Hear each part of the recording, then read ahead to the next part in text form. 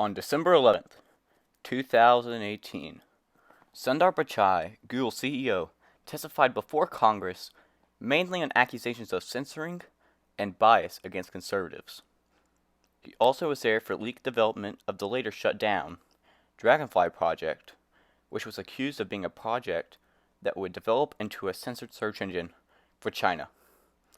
Wikipedia, which Google is teamed up with, claims that it was designed to be compatible with China's state censorship provisions. Now, the reason I brought up the wiki is because Google automatically promotes Wikipedia through their agreement, so it is a bit strange that the quote has not been edited out if it was false. Wiki works in a really weird way of how they use their sources and everything, so maybe it's not like actual evidence, it's just speculation, but we won't get into it. Just know before Google left China in 2010, they helped censor for the Chinese government and their concentration crisis. Google's conclusions that there were Russian bot ad campaigns was also brought up. This was brought up by Gerald Nadler, and Pichai claimed that there were $4,700 in advertising from the Russians. This isn't as much as the $18,350 contribution to Nadler in 2014 from Google Inc. when accounting for committee and leadership PAC. In this video, we will be debunking claims by these representatives. We will be giving a case for perjury and look at possible solutions. Remember this list and share this video because this is huge. So make sure to pay close attention as we get into this first false statement by Google-funded Jerry Nadler. And even if Google were deliberately discriminating against conservative viewpoints, just as Fox News and Sinclair Broadcasting and conservative talk radio hosts like Rush Limbaugh discriminate against liberal points of view, that would be its right as a private company to do so, not to be questioned by government. Now, while some of you might not know, Section 230 or implications between a platform versus a publisher, and how a platform is encouraged to take down content as long as they are using a standard that is applied equally. And a publisher can do whatever they want, but if what they publish is illegal, then they can be legally punished. This is the standard for publishers such as Washington Post, New York Times, Salon, Fox News, The Guardian, as seen on the top right, and not YouTube and Google. So, YouTube and Google should not get the legal standard of publishers, rather platforms, which have to apply their standards equally. Same thing goes for telephone lines, which are also considered a platform. Democrat Ted Lieu also said the same thing and was crowned as the same one and the victor to many people in the comments. A significant portion of this hearing was a waste of time because the First Amendment protects private individuals and corporations' free speech rights. This is funny because not only is it not a good understanding of how free speech applies to platforms, which it doesn't, but Ted Lieu doesn't even like free speech. Unfortunately, I don't get that opportunity. However, I would love to be able to regulate the content of speech. The First Amendment prevents me from doing so. Oh, hey, it's me. What also everyone was talking about in the comment section of the highlight reel of this court hearing was this clip right here. I have an iPhone, and if I move from here and go over there and sit with my Democrat friends, which will make them real nervous, does Google track my movement? Does Google, through this phone, know that I have moved here and moved over to the left? It's either yes or no. Not by default. There may be a Google service which you've opted into use, and if... So Google knows that I am moving over there. It's not a trick question. You know, you make $100 million a year, you ought to be able to answer that question. Does Google know through this phone that I am moving over there and sit next to Mr. Johnson, which would make him real nervous? It's his question. It's yes or no. I won't be able to answer without looking at. You can't say yes or no. Without knowing more details, sir. If I walk over there and sit next to Mr. Johnson and carry my phone, does Google know that I was sitting here and then I moved over there? You're welcome anytime, Judge. Yes or no? I genuinely don't know without knowing I'm what shocked services. you don't know. Did I beat your wife last night? Sir, that's not my wife. If I went over there to your wife, which would make her real nervous, did I beat her last night? I wouldn't know without had been there last night. It's a yes or no question. If I go over there with your wife, that would make her real nervous. Did I beat her last night? It's a yes or no question. Sir, I wouldn't know. Let me clear this up for you. If I went over there with my feet, walked over there to your wife, did I beat her last night? Sir, I wouldn't. I wouldn't know, sir. Well, I'm shocked. You make $100 million a year. You should be able to answer the question. Picture of Donald Trump comes up. I just did that. How would that happen? How does search work so that that would occur? We provide search today for any time you type in a keyword. We, as Google, we have gone out and crawled and stored copies of billions of web pages in our index, and we take the keyword and match it against web pages and rank them based on over 200 signals. Things like relevance, freshness, popularity, how other people are using it. And based off what they judge to be good news and bad news. I found this on Project Veritas, and it's in that leak. Here it is. Wall Street Journal, 8.53. ABC, PBS, CBS, Associated Press, CNN, MSNBC, Fox News. If you want to argue whether Fox News or MSNBC is better, I can have that discussion, but CNN has to be collectively worse than the bottom shows. Let's get to that. RT America, Breitbart News, Philip DeFranco, The Huffington Post, The Young Turks, which are two outliers there, the Alex Jones channel, and the Next News Network. The point is that they do actually rank news and actually do kind of change which sources come up first. There's also another leak in here that has a blacklist of what can appear under the news tab and not. When I look at it, the federalistpapers.org, Louder with Crowder, Infowars.com, TheRedOmedia.com, GlennBeck.com, RightWingNews.com are all blacklisted. And when I searched for the word right, 11 were blacklisted. Con, short for conservative, 16 were blacklisted. And liberal, like classical liberal, there's 3. And for the left, there was 0 blacklisted. And trying to sort through that information.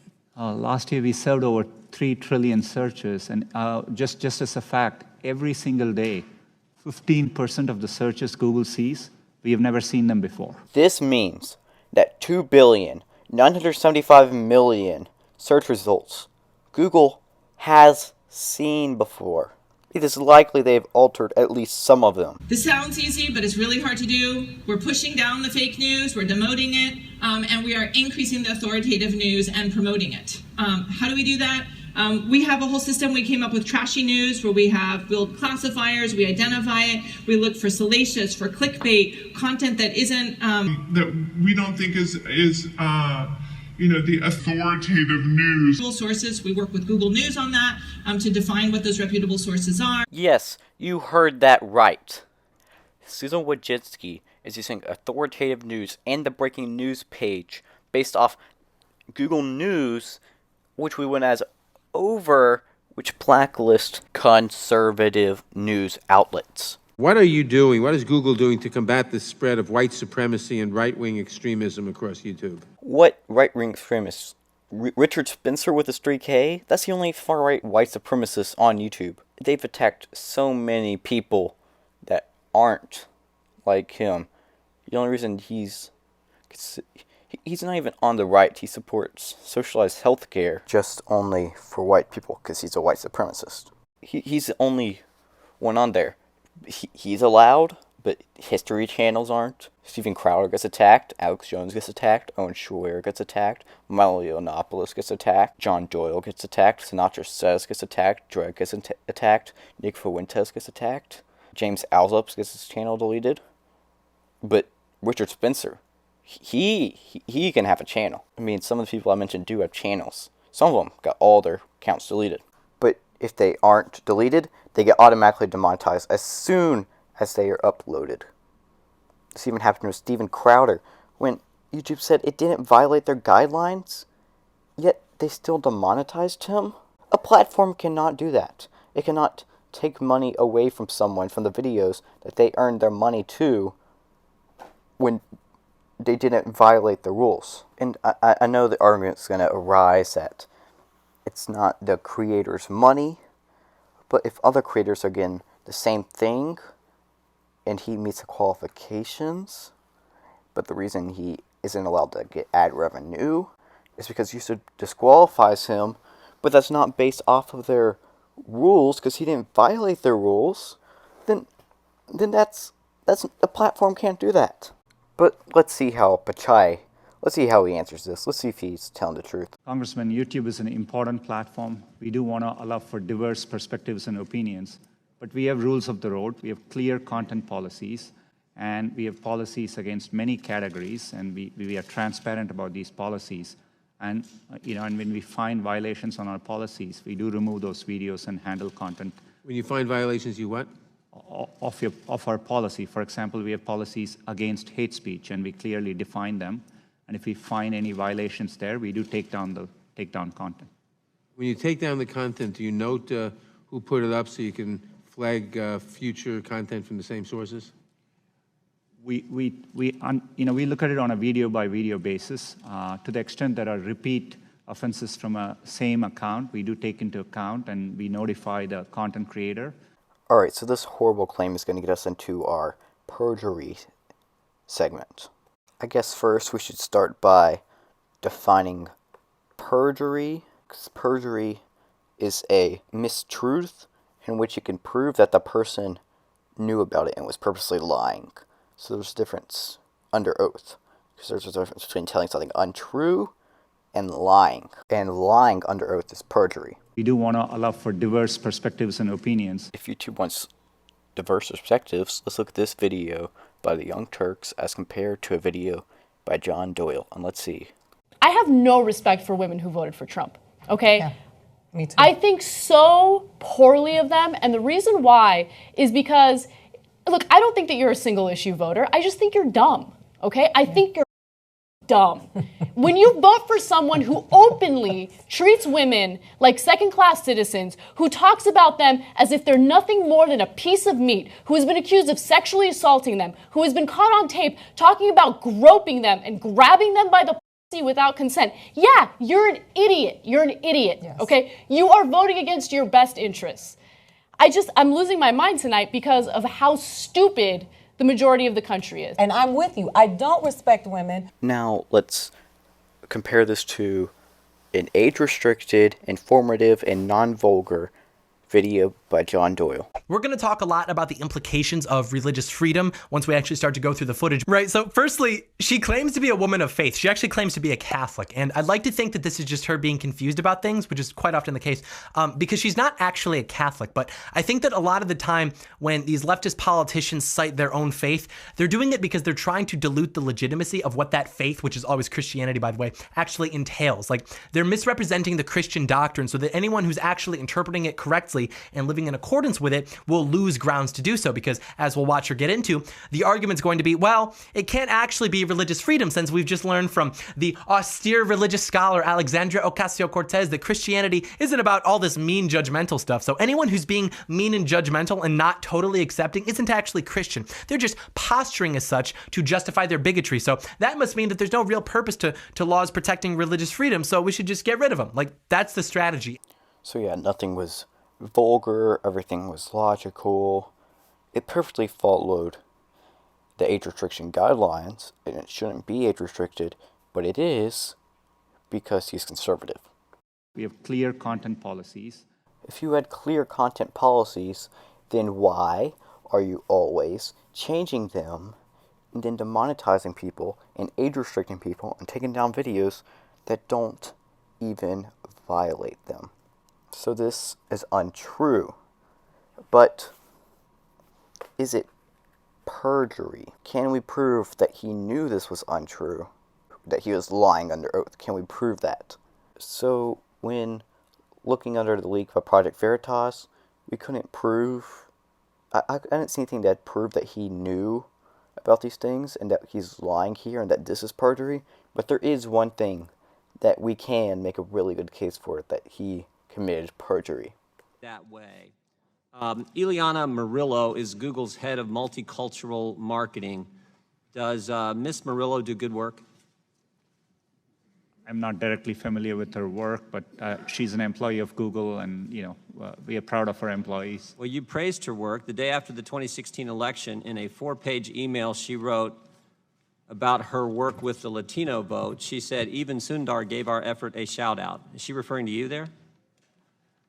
She was referring to my communication around translation for a different related effort. Now this is an actual lie under oath because it's not a different related effort. When we see here, it's in the same email chain about how they tried to get more Latinos to vote so Hillary could win. And it says, within that same email page, it talks about the effort to get them more to vote by creating Translate. So it is related to this effort. That's why she put it in the email chain about how they failed to get Latino votes to help Hillary win. Sundar just lied. That question, I'm asking, is it fair to say the "we" in both sentences refers to the company Google?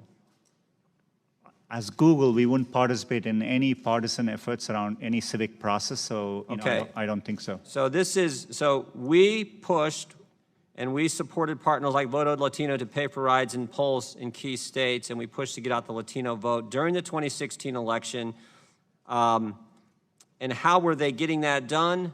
They were getting that done by, according to Ms. Murillo, your head of multicultural marketing, by altering your features or configuring your features in such a way and for paying for rides for people to get to the polls. Is that an accurate reading of those? That's all I'm asking. Is that fair to say what those sentences are talking about? Not aware of all the specifics, but we did look into it. We found no evidence that there were any activity like that from Google towards that organization. Okay, so he's not aware of all the specifics, but yet he praised her. And he's speaking under oath, so that's kind of stupid. And then it says here that we never anticipated 29% of Latinos to vote for Trump, which indicates why they were trying to get them to vote, and their plan was to get Hillary elected. We didn't do any such activity as Google on any of these key states. I mean, there are employees. Well, it says we, referring to Google, emphasize our mission to get Latinos access to information so they can make an informed decision at the polls. Informed decision, which means for them, vote Hillary. And we feel very grateful for all the support for this important work, and it talks about all these ways how they did it, how they bust people, how they did translations. Pichai thanked her on the effort, so he knew about it, and he just lied. He just lied. We as a company didn't have any effort to push out votes for any particular demographic. That would be against our principles. We participate in the civic process in a nonpartisan way, and we think it's really important we do it that way. Well, who else was changing translations to get out the Latino vote? Google laid out how they did it. I mean, do I need to provide the video of Google workers the day after the election crying because Trump won? I mean, this is a blatant lie by Pichai. How did he get away with perjury in Congress? Is your testimony today that Google did not configure its features to get out the Latino vote in key states? We don't build partisan features or features with any goals around affecting elections in those ways. You leave me no choice lying, Pichai. I certainly find this election deeply offensive, and I know many of you do too. It did feel like a ton of bricks dropped on my chest. What we all need right now is a hug. Can I move to Canada?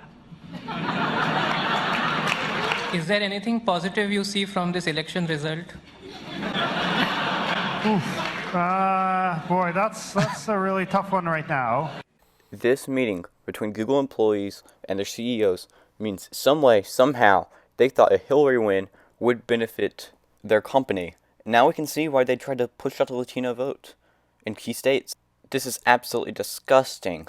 Study shows that 96% of references to Trump are from liberal media. Pichai's up there laughing about how Hillary should have won. He's talking about how Google doesn't take any partisan approach, even though we know they tried to get Latino votes to help Hillary win, as we can see by multiple leaks, by Project Veritas. And we can see this video, which is leaked by Breitbart, which a Google employee said, does anyone want to hold their nose and look through Breitbart's content? It's unbelievable with these people. Have you ever looked into the conversation into the resist group? Congressman, no. Always assume our systems are designed. We assume there could be bad intent. So if your assumption is that people can act in bad faith, why then have you not launched an investigation into the communications that seem to indicate a desire to suppress conservative political movements and conservative voices? If there are allegations around discussions which are specific with the intent of manipulating our products, we would conduct an investigation. Okay, well, that's good to hear. The Wall Street Journal reported that your workers were discussing tweaking search terms to frame the discussion over the travel ban. Did you perform an investigation into that allegation? We looked into it. There was no attempt at anything to influence our products. A bunch of these analysis are on the Project Veritas leaks, so I'd tell you to go look at that because they're not very clear. If you look at the hearing and then look at the leaks, there's so many lies committed by Pichai about their hiring practices with diversity, he lied about saying that they don't track you when you click don't allow, but they still track you. And they lied by saying The Economist was a third-party study place when actually the leaks show that they're teamed up with Google. An ad, and let's say it's for a restaurant, we normally would do it in a location near you so that it's relevant for you. Yes, Google does make ads relevant for you depending on your location. Into the day with what pops up first in searches and on YouTube search. But yet, Tulsi Gabbard, the same day that Google did a directive verdict where either they moved locations or the Tulsi's case was dropped, and thinking nobody would look in America when she was being the most searched politician, they made it to where you can't find her in America, even though it's supposed to be more relevant based on geography, and a U.S. politician should be relevant in the U.S., but you couldn't find her videos or her channel in the U.S., but you could find it top result in other countries because YouTube purposely made it to where you couldn't find it, and they tried to lie and say it was just a bug, but you're telling me you're gonna not be watching close attention the same day you made a directive verdict, and that it's just coincidence that happened on the same day in which it was popping off. So I think I made a pretty good case for perjury. We proved a lot of things that he said were wrong, but as far as stuff that we could prove that he was knowingly lying, the thing with the promoting Latino votes, we were able to prove based on the context of the tweet and how she said Sundar knew about it. Based off what the effort was based on, we can tell that he was lying there. And he committed perjury and got away with it. So what should we do about it? My immediate response would be to have him in Congress again for perjury, but seeing this Congress hearing and previous ones, different Google employees, it seems those aren't really going anywhere, especially with these bozos. The algorithm or So another option would be to just break up Google, but with other monopolies, it wasn't really necessary to break them up, and as we see with Google and like the others, they're actually contributing a lot to society and creating a lot of jobs, so I don't really see the benefit of breaking them up. So what I'd say be whistleblowers, keep doing what you're doing. Try a case in perjury, maybe if we can find more from those whistleblowers, and maybe more people can come forward with lawsuits against Google. The problem is, with like suing Google and YouTube, often the revenue you'd make from the lawsuit isn't worth the price it takes to get a lawyer. Not many people do it, and many companies can get away with just falsely copyright striking your videos and just taking money away from you, because you're not going to get money for suing them for it. And if you somehow still aren't convinced of his corruptness and perjury, let me ask you this. Who is Google teamed up with? The Washington Post. Who owns the Washington Post? Jeff Bezos. Who is Jeff Bezos friends with? Hillary Clinton. Who is Hillary Clinton married to? Bill Clinton. Who was Bill Clinton's friends with? Jeffrey Epstein. And who killed Jeffrey Epstein? Guilty! So the best solution and what you can do is share this video, like it, subscribe, spread the word, keep talking about this. Try and educate yourself some. I'll try and educate myself some. And maybe someday we can see Sundar Pichai behind bars.